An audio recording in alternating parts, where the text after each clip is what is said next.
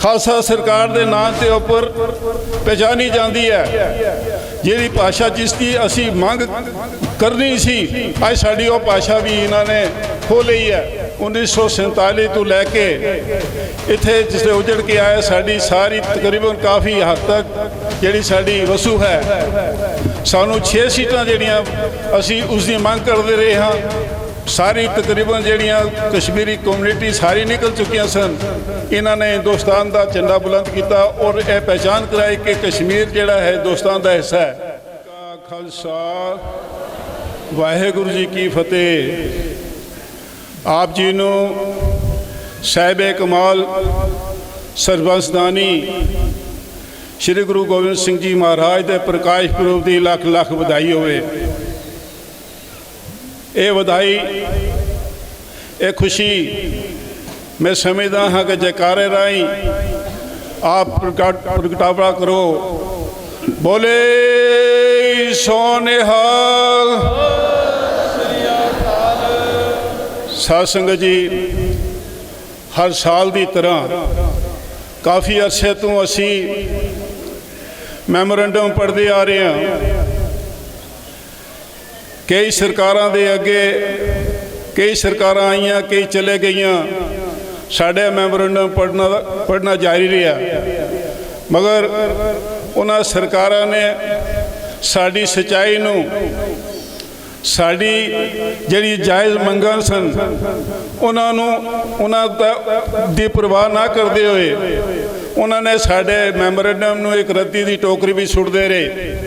मगर परमात्मा की कृपा उस सरकारां दा भोग पै गया, चाहे उस नैशनल कॉन्फ्रेंस सी, PDP सी और कांग्रेस सी। आज यूटी सरकार है। असी समझते हाँ कि ये साढ़े जो सच की आवाज़ नूं अगर पहचानणगे तो मैं समझदा हाँ कि ये भी अपना अगला समा अच्छा गुजार सकणगे। पहली मांग साड़ी ये है कि 5 साल जिहड़े साढ़े डिस्ट्रिक्ट गुरुद्वारा प्रबंधक कमेटी की इलैक्शन होती है वो पूरे हो गए हैं। 1 साल ज़्यादा वध गया है। असी चाहते हाँ कि सरकार नूं, यूटी सरकार नूं ये जिहड़ी इलैक्शन है बाय संगत दे जरिए संगत की चुनी हुई कमेटी बनाई जाए, इलैक्शन करवाई जाए, ना कि कोई नॉमिनेशन की जाए।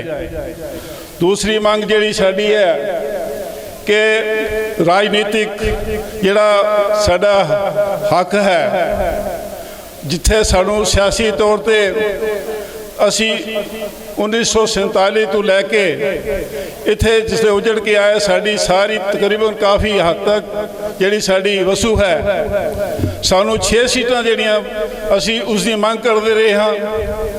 मगर अज तक साड़ी सरकार ने सानू 6 सीटां नहीं दित्तियां, जिसका असी जिसके उपर असी डिजर्व करते हैं। हुण डिलिमिटेशन हुई, उस दे विच भी असी समझिया कि कोई ना कोई सरकार सानू देगी, मगर उस दे विच भी इन्होंने सानू इग्नोर किया है।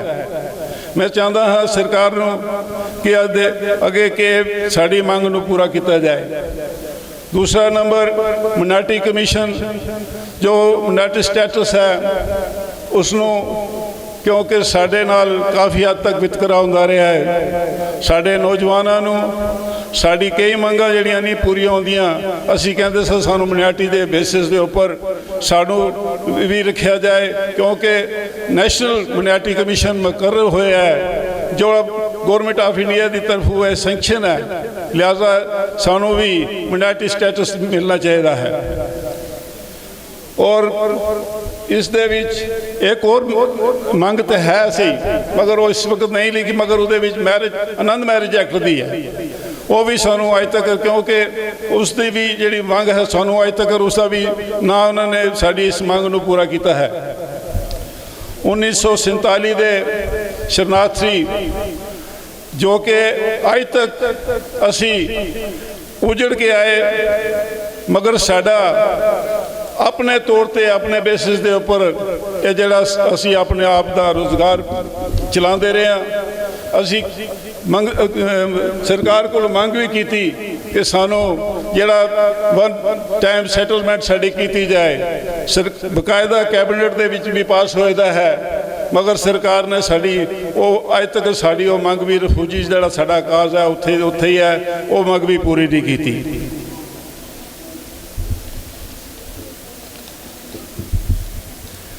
ਦੂਸਰਾ, ਕਸ਼ਮੀਰ ਦੇ ਵਿੱਚ ਵਸਦੇ ਸਿੱਖਾਂ ਨੂੰ ਜਿਹੜੇ ਸਾਡਾ ਭਾਈਚਾਰਾ ਉੱਥੇ ਰਹਿ ਰਿਹਾ ਹੈ, ਉਹ ਅਸੀਂ ਮੰਗ ਕਰਦੇ ਹਾਂ ਕਿ SRO 425 ਦੇ ਤਹਿਤ ਉਹਨਾਂ ਨੂੰ ਸ਼ਾਮਲ ਕਰਨ।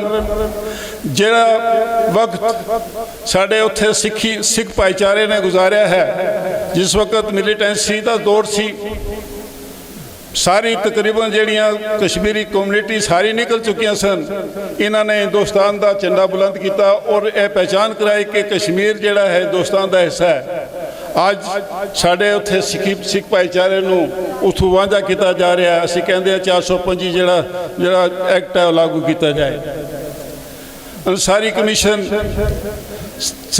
ਸਾਧ ਸੰਗਤ ਜੀ, ਇਹ 1984 ਦੇ ਵਿੱਚ ਜਿਸ ਵਕਤ ਕੱਲੂਕਾਰਾ ਹੋਇਆ, ਉਸ ਦੇ ਵਿੱਚ ਰਿਆਸੀ ਦੇ ਵਿੱਚ ਸਾਡੇ 21 ਲੋਕ ਸ਼ਹੀਦ ਹੋਏ, ਮਾਰਿਆ ਗਿਆ। ਔਰ 1999 ਦੇ ਵਿੱਚ ਇਸੇ ਗੁਰੂ ਗੋਬਿੰਦ ਸਿੰਘ ਮਹਾਰਾਜ ਦੇ ਪ੍ਰਕਾਸ਼ ਪੁਰਬ ਦੇ ਸਿਲਸਿਲੇ ਵਿੱਚ 13 ਲੋਕਾਂ ਨੂੰ ਵੀ ਇੱਥੇ ਕਤਲ ਕੀਤਾ ਗਿਆ। ਸਾਡੀ ਮੰਗ ਸੀ ਕਿ ਅੰਸਾਰੀ ਕਮਿਸ਼ਨ ਨੂੰ ਲਾਗੂ ਕੀਤਾ ਜਾਏ, ਉਹਨਾਂ ਦੋਸ਼ੀਆਂ ਨੂੰ ਸਜ਼ਾ ਦਿੱਤੀ ਜਾਏ ਜਿਨ੍ਹਾਂ ਨੇ ਐਸੀ ਹਰਕਤ ਕੀਤੀ, ਮਗਰ ਉਹ ਮੰਗ ਅੱਜ ਤੱਕ ਸਰਕਾਰ ਨੇ ਸਾਡੀ ਪੂਰੀ ਨਹੀਂ ਕੀਤੀ। ਪੰਜਾਬੀ ਭਾਸ਼ਾ ਜੋ ਮਹਾਰਾਜਾ ਰਣਜੀਤ ਸਿੰਘ ਦੀ ਇਸ ਜੰਮੂ ਕਸ਼ਮੀਰ ਦੀ ਸਟੇਟ ਬਣਾਈ ਹੋਈ, ਅੱਜ ਵੀ ਖਾਲਸਾ ਸਰਕਾਰ ਦੇ ਨਾਂ ਦੇ ਉੱਪਰ ਪਛਾਣੀ ਜਾਂਦੀ ਹੈ।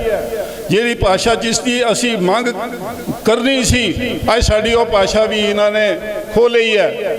ਪਿਛਲੇ ਸਾਲ ਯੂਟੀ ਸਰਕਾਰ ਦੇ ਗਵਰਨਰ ਸਾਹਿਬ ਨੇ ਇਹ ਵਾਅਦਾ ਕੀਤਾ ਸੀ ਕਿ ਮੈਂ ਇਹ ਪੰਜਾਬੀ ਭਾਸ਼ਾ ਲਾਗੂ ਕਰਾਂਗਾ, ਮਗਰ ਉਹਨਾਂ ਨੇ ਅੱਜ ਤੱਕ ਲਾਗੂ ਨਹੀਂ ਕੀਤੀ। ਅਸੀਂ ਮੰਗ ਕਰਦੇ ਹਾਂ ਸੰਗਤ ਦੀ ਤਰਫੋਂ ਕਿ ਇਹ ਪੰਜਾਬੀ ਭਾਸ਼ਾ ਲਾਗੂ ਕੀਤੀ ਜਾਏ। ਇੱਕ ਜਿਹੜੀ ਮੇਨ ਜਿਹੜੀ ਕਿ ਸਾਡੀ ਟਰਾਂਸਪੋਰਟ ਇੰਡਸਟਰੀ ਹੈ, ਜੋ ਸਾਡੀ ਮਿਹਨਤ ਔਰ ਮਜ਼ਦੂਰੀ ਦੇ ਨਾਲ ਅਸੀਂ ਇਹ ਟਰਾਂਸਪੋਰਟ ਇੰਡਸਟਰੀ ਨੂੰ ਚਲਾ ਰਹੇ ਹਾਂ। ਅੱਜ ਕਾਫੀ ਅਰਸੇ ਤੋਂ ਇਹ ਸਾਡੀ ਟਰਾਂਸਪੋਰਟ ਇੰਡਸਟਰੀ ਜਿਹੜੀ ਹੈ ਇਹ ਘਾਟੇ 'ਤੇ ਜਾ ਰਹੀ ਹੈ, ਕਿਉਂਕਿ ਪਿੱਛੇ ਕੋਵਿਡ ਆਇਆ, ਉਸ ਦੇ ਨਾਲ ਵੀ ਕਾਫੀ ਫਰਕ ਪਿਆ, ਮਿਲੀਟੈਂਸੀ ਦੇ ਨਾਲ ਵੀ ਕਾਫੀ ਫਰਕ ਪਿਆ। ਇਸ ਟਰਾਂਸਪੋਰਟ ਇੰਡਸਟਰੀ ਨੂੰ ਅਸੀਂ ਚਾਹੁੰਦੇ ਹਾਂ ਕਿ ਸਰਕਾਰ ਇਹਨਾਂ ਨੂੰ ਕੰਪਨਸੇਸ਼ਨ ਦੇ, ਇਹਨਾਂ ਦਾ ਜੋ ਸਹੂਲੀਅਤ ਹੈ ਇਹਨੂੰ ਦਿੱਤੀ ਜਾਏ ਕਿ ਕਮ ਸੇ ਕਮ ਸਾਡੀ ਟਰਾਂਸਪੋਰਟ ਇੰਡਸਟਰੀ ਖੜੀ ਹੋ ਸਕੇ। ਮੈਂ ਆਪ ਜੀ ਦਾ ਧੰਨਵਾਦ ਕਰਦਾ ਹਾਂ ਕਿ ਮੈਂ ਆਪ ਜੀ ਦਾ ਸਮਾਂ ਲਿਆ ਹੈ। ਵਾਹਿਗੁਰੂ ਜੀ ਕਾ ਖਾਲਸਾ, ਵਾਹਿਗੁਰੂ ਜੀ ਕੀ ਫਤਿਹ।